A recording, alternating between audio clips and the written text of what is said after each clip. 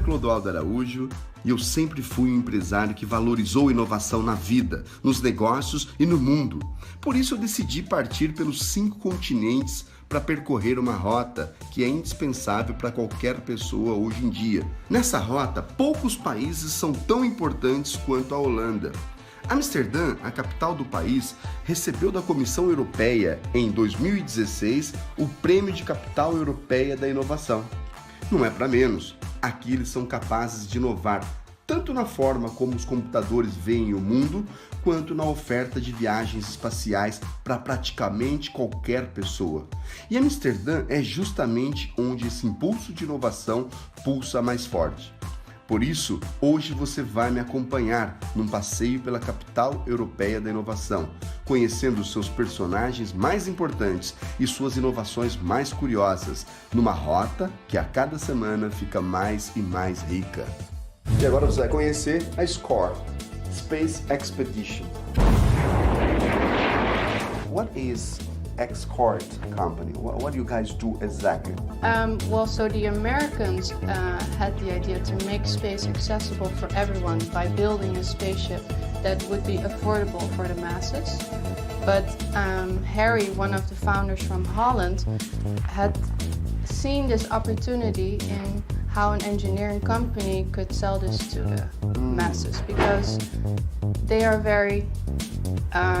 engineers, so they don't really have much knowledge on how to market this product.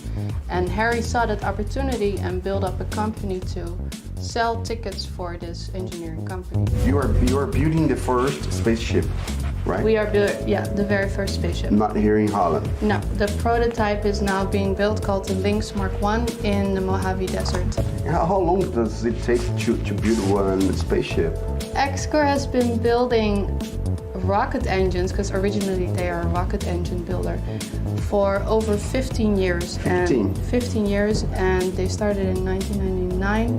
And this rocket engine has been iterated in design over and over again, up to the rocket engine right now that we're using for the Lynx. So you could say that research has taken about 15 years.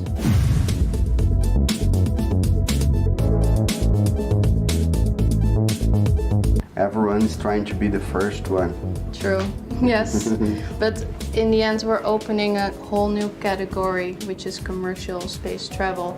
And you cannot just do by one person. You need actually everyone to activate this industry. So in the end, it's good to have several companies trying to do the same thing. How long does it take each trip? Each trip will probably last between 45 to 60 minutes. The maximum altitude is 103 kilometers. And we have a border established by the FAA called the Kármán line, which is at 100 kilometers. And once you pass that line, you are officially an astronaut. So we go up to 103 kilometers. 3 kilometers so pass. when you come back, you are officially an astronaut. Anybody who can afford it, of course, can go. Yes. I mean, you need to be at least 18. 18. And there are some medical requirements. There is one training included, because the FAA has established that spaceflight participant needs a 4G training for at least 20 seconds. And that means that you get 4 times the gravity pushed onto your body. And we can simulate that in an aerobatic plane. So that training is included. It's called a G-Force Flight Aerobatic Trainer. And other trainings are optional for you to buy. And we recommend it because then you truly experience what forces will work on your body and what to expect during your actual space flight. And once you know that, you can enjoy the space flight more. Here we have this Demona simulator. This is one of our masterpieces in our training program for our astronauts. It's located in the Netherlands, and we use it as the first step in preparation to any of our clients' suborbital space flights on board of Lynx. So the advantage of using this Demona is that it uses the principles of a centrifuge, but it has the possibility to rotate on different axes, as you can see. So that allows us to create a simulation which is very, very precise.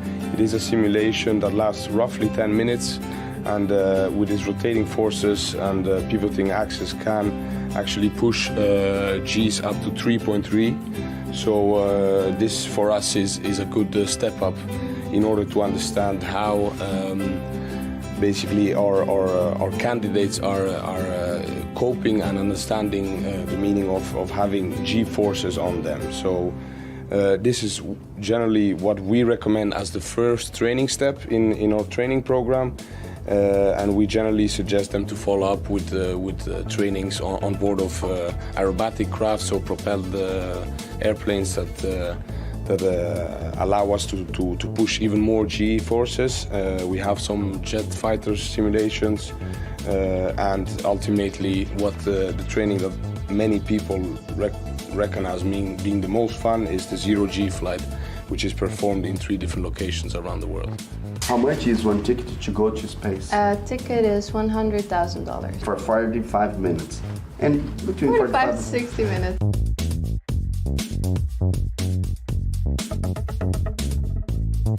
Actually, there's more meaningfulness behind the project, because besides taking people up into space, we can also bring payloads up into space. Scientific institutions are very interested in performing microgravity research, as we call it. It's actually doing research in zero G, so without gravity. But we call it microgravity research because it's not officially zero, it's 0.00001. What they actually try to investigate is how certain substances and materials react in zero G, and with that they can invent new products for us on Earth.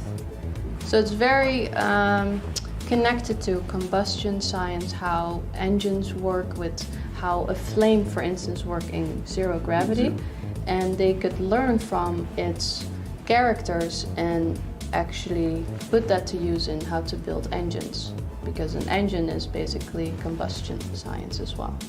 A lot of research can be done with it's a very wide area. It's from pharmaceutical industry to nanotechnology is actually invented in space. So the fact that we can hold an iPhone, a smartphone, it's all because of inventions done in space. It's wonderful.